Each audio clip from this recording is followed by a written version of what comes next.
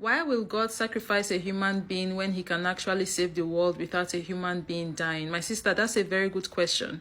Shade said he is all-knowing. He could have literally just snapped his finger like that and all the problems would have been solved. But no, in the case of this God, if person never die, nothing can happen. Pay close attention to every significant Bible story. Somebody had to die.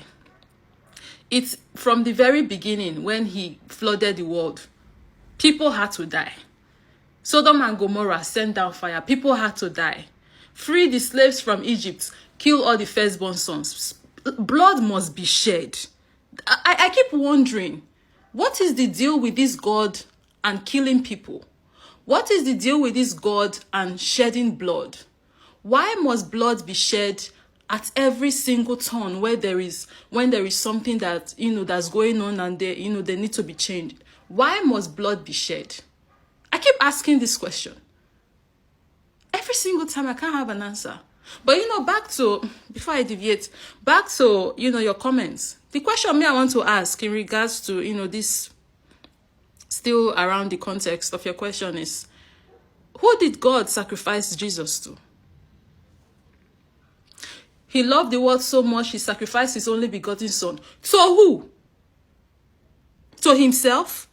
Because he could not have been sacrificing his only begotten son to someone else, to another God.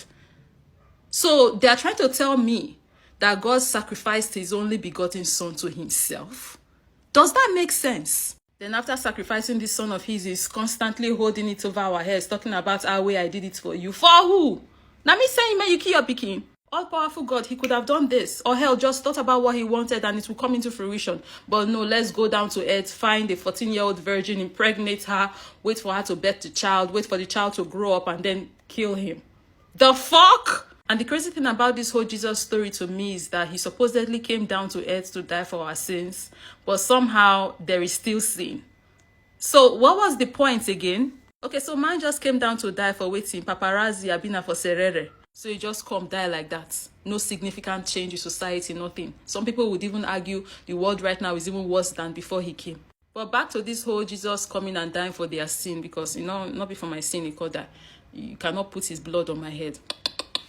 It's very interesting how Jesus' death was supposed to be the sacrifice, but man did not even stay dead.